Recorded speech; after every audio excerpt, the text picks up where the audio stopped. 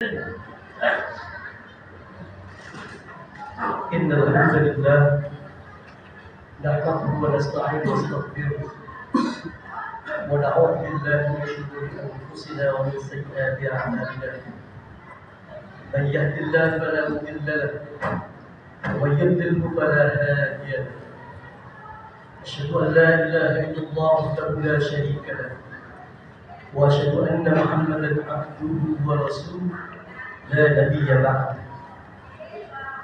اللهم صل وسلم على رسول الكريم وعلى آله وأصحابه أجمعين.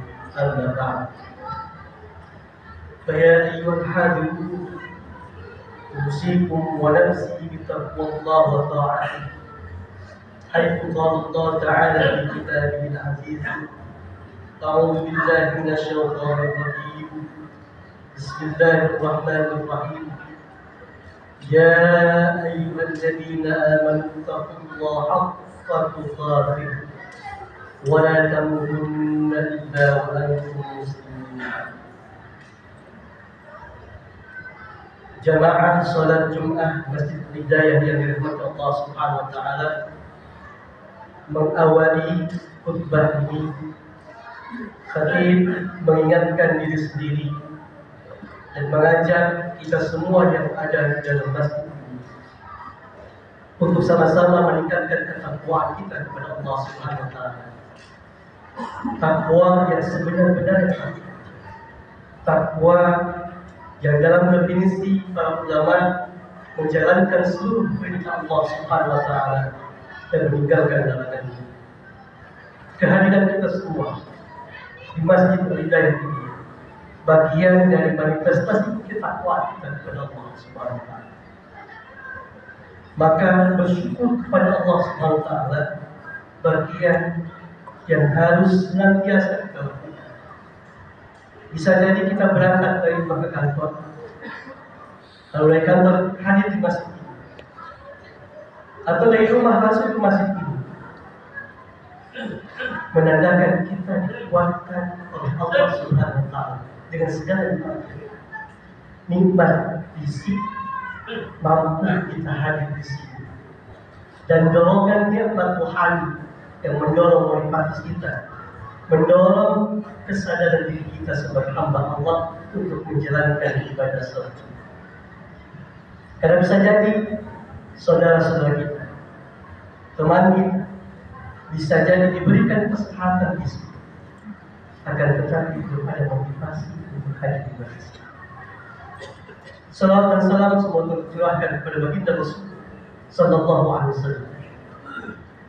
Harapan kita, doa kita, semoga kita mendapatkan syafaat yaumil akhir. Amin ya rabbal alamin. Jamaah salat Jumat Masjid Hidayah dari Allah Subhanahu wa taala.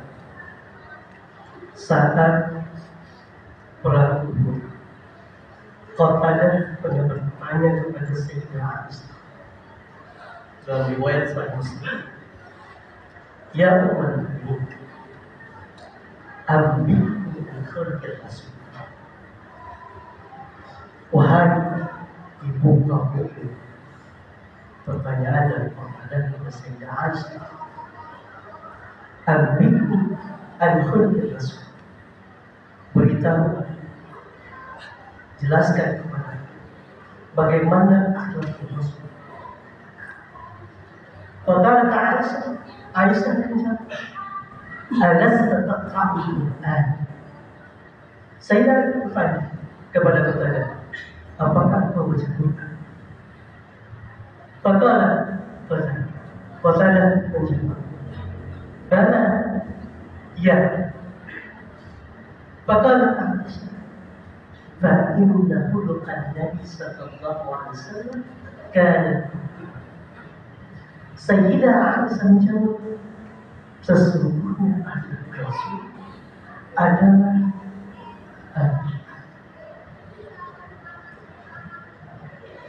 yang kita bisa bahas. Ketika Sayyidah Aisyah bertanya, "Alasta taqra'ul Qur'an?" Laisa biqira'ah. Bukan hanya membaca. Berarti yang kita pahami di sini adalah bagaimana memahami, membaca Al-Quran sekaligus memahami bagaimana Allah bisa menciptakan kepada diri.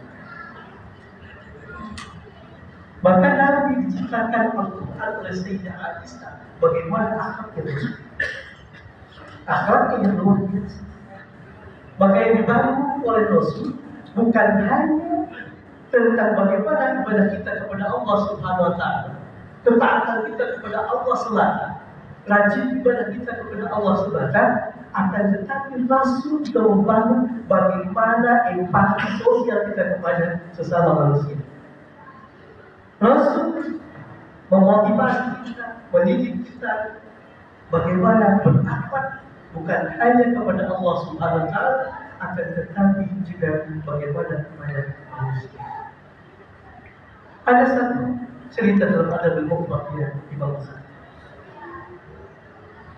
Dalam satu riwayat Imam Bukhari, bukan dalam Sahih Bukhari tapi dalam Adabul Mufrad, dijelaskan Inna bulan tusalli baina wa tasumu nahar.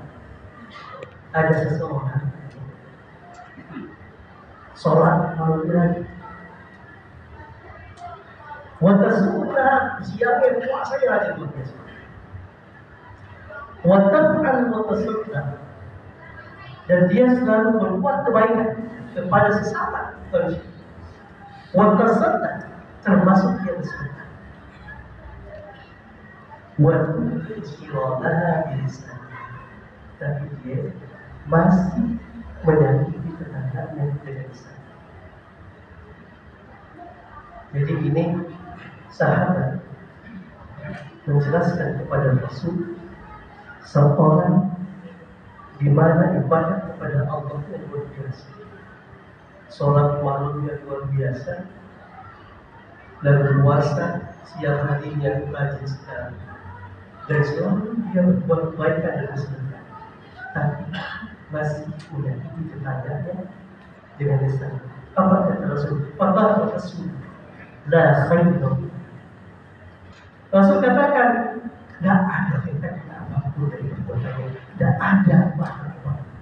Dia tidak. Dikatakan kata Rasul, dia calon penghulu. Wakilan, dan satu lagi diceritakan anna fulan wa fulan tusalli al-maktubah. Ada seseorang hanya sholat maktubah, hanya sholat fardu saja. Wa tasaddaq bi athmani, dan dia bersedekah dengan secuil keju, nggak banyak-banyak. Faqala Rasul, ya ahli jannah, wala tu'bi ahadan. Walaupun seorang itu hanya beribadah, maktubah, al-maktubah, dia hanya menjalankan ibadah wajib saja, dan dia bersedekah hanya sedikit, tapi dia bisa betul-betul baik, menjaga perilakunya terhadap orang lain. Maka kata Rasul, kata Rasul, iya. Maka bimuna sabati nabi Rasul saja, kita bisa sama-sama meningkatkan kembali dan menciptakan bagaimana sifat Rasul. Tidak hanya memotivasi diri kita untuk meningkatkan kualitas, baik itu kuantitas atau kualitas ibadah kita, akan tetapi juga bagaimana meningkatkan kualitas hubungan kita sesama manusia. Inilah yang